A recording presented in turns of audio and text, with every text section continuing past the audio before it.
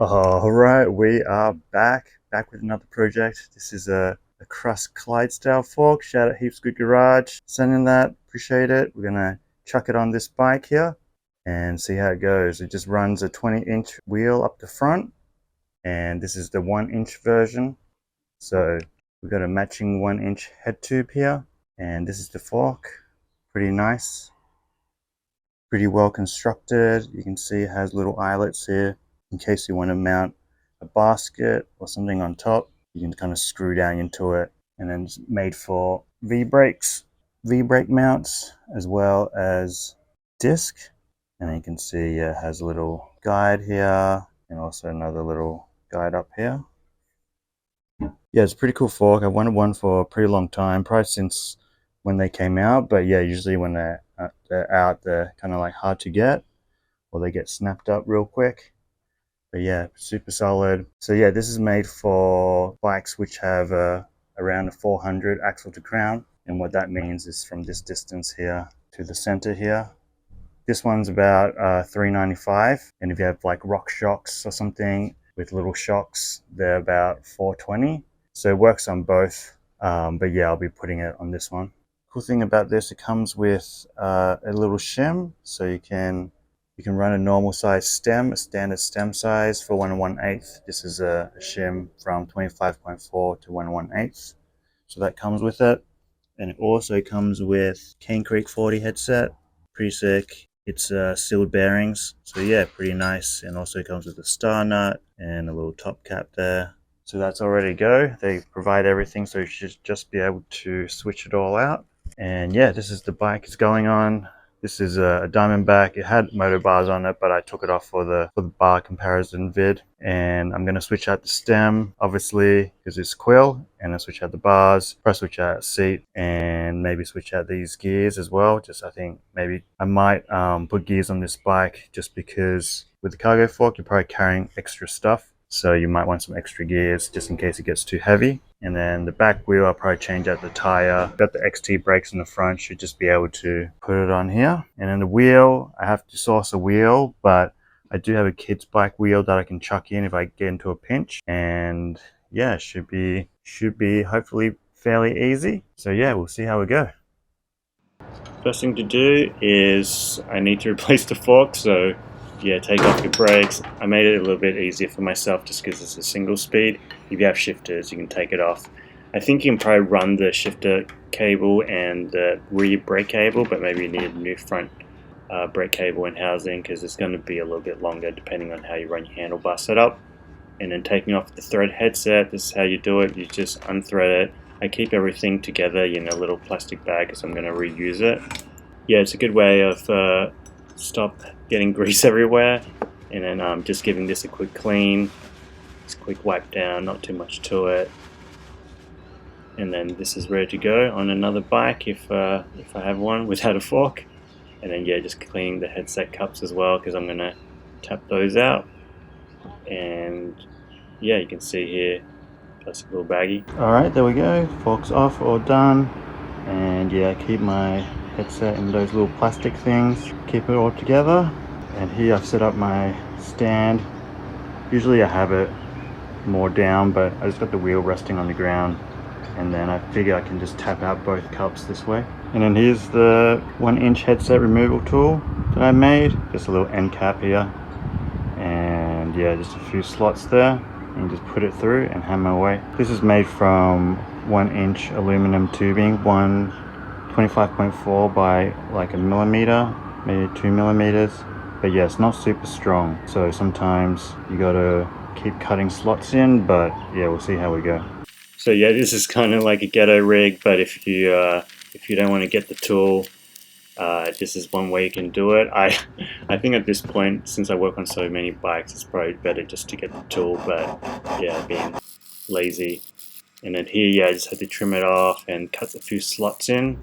I kind of rushed this. You can see the slots aren't super straight, but I thought it's going to work for what I need anyway.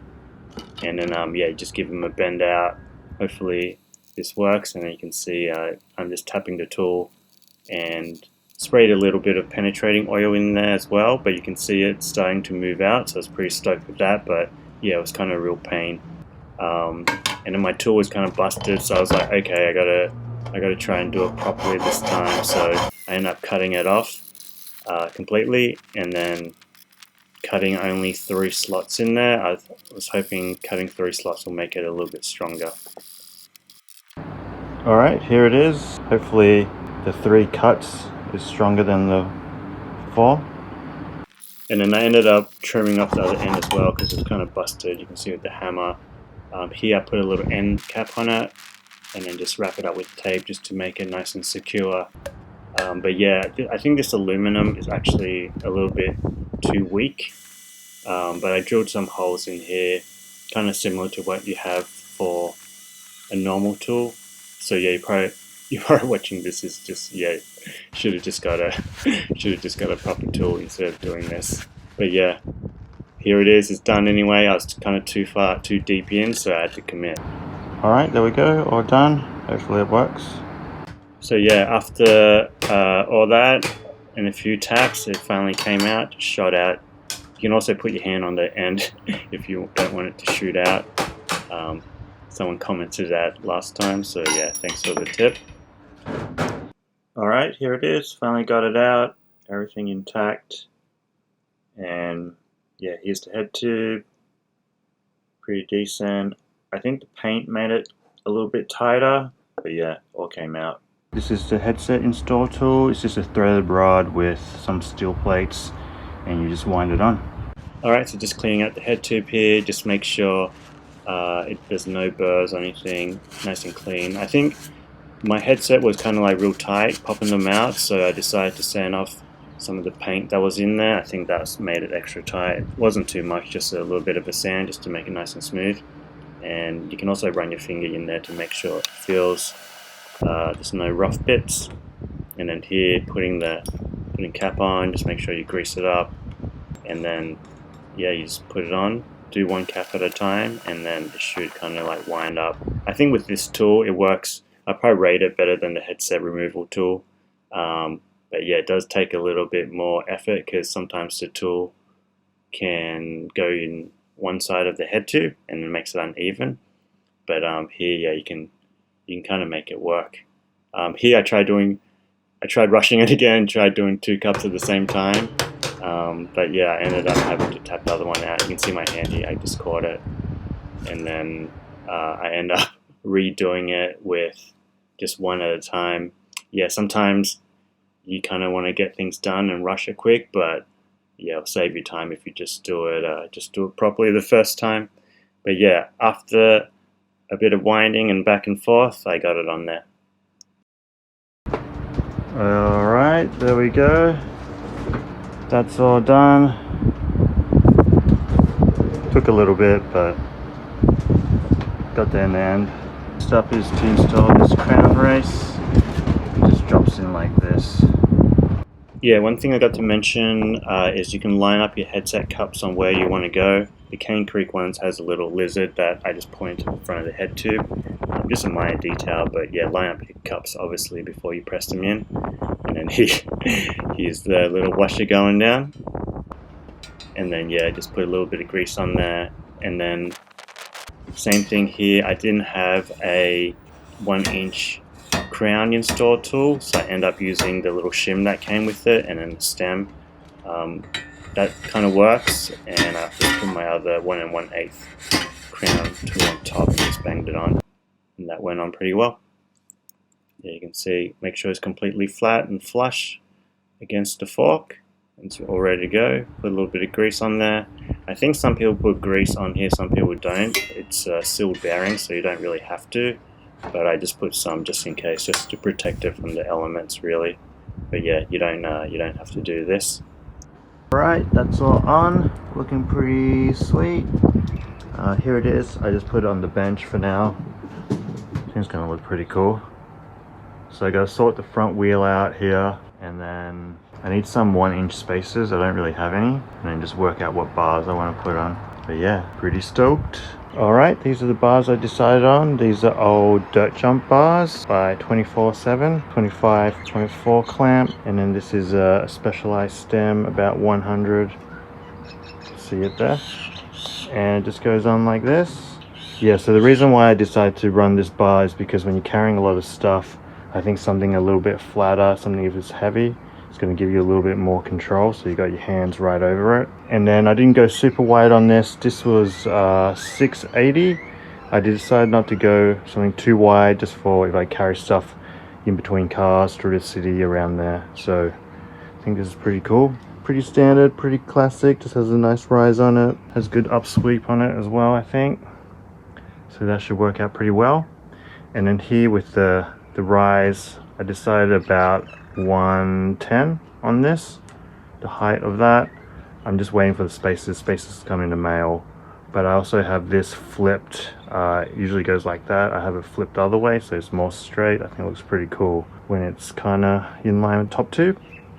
And then one more thing, the stem also kind of lines up with the front of the fork, so you can carry a big kind of giant container if you need to, and it's not gonna fall back or go forward. I also have another stem coming, which if this is too long I might go a bit shorter as well. But yeah, I'm gonna try this out for now. Yeah, I also didn't want to cut off too much of the steerer in case I put on a different bike, but I think this much should be plenty anyway, and it'll be pretty upright, good for riding around.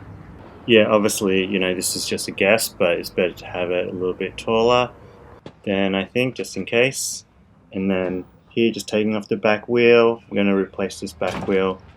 Yeah, just drop out. If you're just running an old back wheel, you can just keep whatever you have. And then here, just taking off the cassette of this one. This is a 8-speed cassette, but the 8-speed spindle can run a little bit longer. So yeah, you kind of just unwind it and just pop it off. I did order a new wide range cassette because I'm going to be running one by here, and then it should fit on pretty well. And then here, just the hub, the free hub body wasn't spinning super nice, so I want to see how I can take it off and clean it. But yeah, it turns out I couldn't work out how to take it off. Maybe this hub, you can't take it off. But I ended up replacing the bearings anyway, just add new grease in there. It did spin pretty well, but I just greased it back up and put everything back together, and it's nice and fresh again. And then with the free hub body, I end up just spraying a little bit of WD-40 in there, just try to get the try to loosen it up a little bit, get it spinning freely again, and yeah, it helped a little bit. Of course, not as good as brand new, but it did. It's better than nothing. So yeah, still good. Alright, so the bearings replaced, and I just got to give this rim a clean. You can see it's pretty dirty. And I'm going to swap this tire over, just the fatter one, K-Rad, just like this. Alright, that's all done. I just kind of brushed up the tire as well a little bit with just a brush and just some detergent spray. Cleaned it up. If you need to clean your rims again, you can also use brake cleaner there to make sure there's no residue. But yeah, this is all ready to go. Alright, mail day. So yeah, got some spacers, 1-inch spacers. These are 25.4 internal diameter, and I just got these off Amazon. Yeah, it was easy to get them off Amazon because the shipping was a bit faster. You can also get them off eBay, but it would take about a month and I didn't want to wait that long, so I just got them off there. And then here, Sunrace cassette, 11 by 40, 8-speed. I like the 8-speed because I like to run a thicker chain, a little bit stronger. And yeah, this is what it looks like. I think it looks pretty cool, just black. I don't know if it's super light or anything, but it feels kind of average. Goes like that. So yeah, let's chuck it on. So yeah, just putting it on, you just got to line up where the little thicker bit is. There's a thicker gap, and then you just slot it on. And then I put a little bit of grease on this little retaining ring or nut screw. But yeah, just tighten it 40 Newton meters. So I just estimate it. You don't want to. I just tighten it pretty tight. You don't go ham on it. Just make sure it's tight enough so it doesn't come loose. And then yeah, that's looking good. So yeah, chucking the wheel back on. Had to spread out the dropouts a little bit, but yeah, fit it on pretty easily. Alright, so I got the wheel full in the dropout, so I just had to pull it a little bit, wasn't too much. And then here you can see this 2.3 is pretty close So yeah, nice fit here. I think I could push it in a little bit more this way if I wanted to, but I'd probably just run it like that.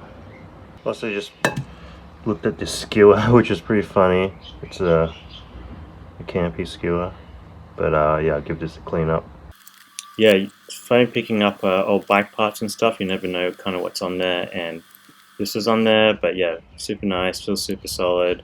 I just used WD-40 and a little bit of foil just to shine it up. If anyone's wondering, I'm running 41 up front. So when you're running a big cassette, you need a derailleur that's going to clear the cogs here. So I got this 400 LX, Dual LX, and the SRAM. So I'll just show you, I'll put these on and show you how they fit for sizing. Alright, so this SRAM X9's on, and you just gotta basically pull this down how your chain would go, and then just push it in towards here. You can see like it's pretty close here, so I don't know if it would work that well. You could have like more chain tension, pull it out, but yeah, I think it's running super close, so I don't think I'm gonna do this one. Alright, here's the LX one. It's not bad, this one. Still running pretty close. You can see it doesn't really clear that well. What you can also do is get a little hanger that, so I think it's like a problem solver. It just hangs this hanger a little bit lower, so you can run it like that. And then here, the 400 LX. You can see it has plenty of room to clear a 40. Yeah, quite a bit of room there, so looks like the trusty 400 is gonna work. Alright, so I'm just gonna take this chain off, just a quick release, or yeah, quick release link, quick link. Basically you just use old brake cable, loop it through, and then twist it with a pair of pliers. I know what you're thinking. You're thinking I should have this tool by now, but yeah, I don't. So this is another DIY tool if you're in a pinch and comes off. But yeah, I should really get the tool. But that worked pretty well, and could take the chain off once again, put it in a baggie, and then putting this new chain on, 8-speed SRAM, comes with a quick link, and then I just wash it with the smooth lube cleaner or smooth citrus cleaner, and that cleans off really well, cleans off all the stickiness. And then yeah, you got to re-lube it. But yeah, basically to size the chain, put around the biggest ring on the front and the biggest ring on the back, and then you add 2 links or 4 half links. If you don't know, you can probably look it up. And yeah, here just putting these spacers on because I'm gonna cut the steerer. And yeah, what you need to do is put all the on, make sure it's kind of like clamped down pretty tight, nice and tight, and then you use a little skewer just to mark it. And then I always cut, or you can cut 3 mil lower than what you marked, just to make sure there's enough space for the headset cap to press down on. And then I use the shim as a guide for my hacksaw. You just go all the way around first, and then yeah, just cut it all the way through. And then when you get to the end, just make sure you're careful. And then that's done it. And then what you can do is you can file the end, use a little bit of sandpaper as well, just to sand off all the burrs. Alright, there we go. All done. Alright, time to put the fork on. I was pretty hyped with this bit because I was waiting for the spacers for a while, like before the holidays. But yeah, they finally came. And then here, just tapping the star nut. If it's been crooked, try to straighten it out. You should be able to just use a hammer and tap it down. And then here, just putting on the cap, just like that. This is the shifter I'm going to use. This is, I think it's a 9-speed shifter, but the pull ratio for 6, 7, 8, 9 is all the same, I read, so I'm going to chuck this on and see if it works. Alright, just gave it a quick wipe down. Just check it on. Alright, here just lacing all the cables, putting the brakes on. You can see I measured the grips to see where I need to put the levers.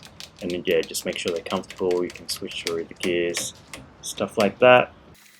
And then yeah, lace it up. I was able to reuse most of the old cabling and housing, so that was pretty good.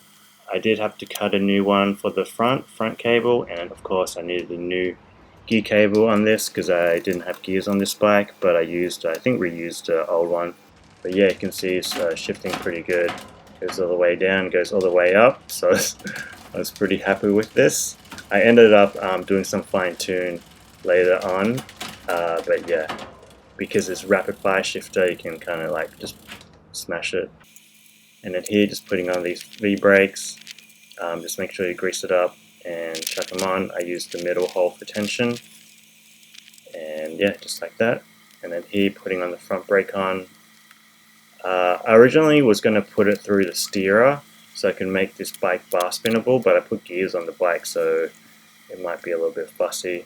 So yeah, maybe that's something for the future. Alright, here's the wheel that I'm going to chuck on. This is just my kid's wheel until I source a proper wheel, but I just want to see if it fits.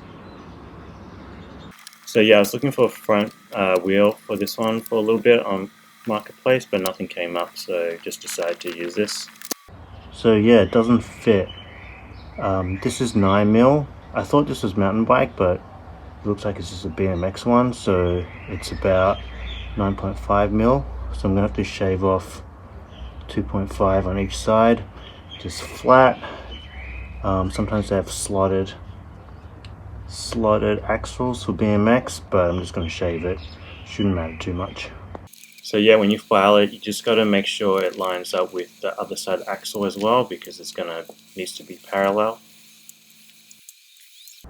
Alright, there it is. I think the hard thing to do was probably just like make sure they line up, but it didn't take that much filing at all. So yeah, if you're wondering, mountain bike hubs are meant to be 9mm, which fits the crust fork. You can also get BMX. BMX is 3/8 of an inch, which is 9.5mm. So if you do get that, you probably just have to file it like how I did. There is old school BMX axles that are already slotted like that with the flat on each side, so that's kind of how I got the idea, or was what I looked up online. But yeah, here just putting the brakes on. I had to realign the pads, of course, but yeah, it wasn't too much to it. And then here just tucking this cable in, ended up putting a cable end on here just to make it a little bit longer so I can tuck it in. And then here, putting a seat on. I actually want to get a new seat post for this just because it has the guts for the seat post, and it always slips a little bit, so maybe that will be in the future. And then yeah, testing out the stem to see the length of the stem, if I need to change it in the future as well. But yeah, putting the grips on just with water, and they fit on pretty well. And then lubing up the chain, smooth lube chain, wax based chain, goes pretty well. One last thing, I wound this in about 3 or 4 turns to get just a little bit more clearance here, and it made it spin a little bit smoother. These go through just the normal clicks, and then when I get to here I have to click 2 times. But yeah, seems to work pretty well. And yeah, that was the last thing, so here it is.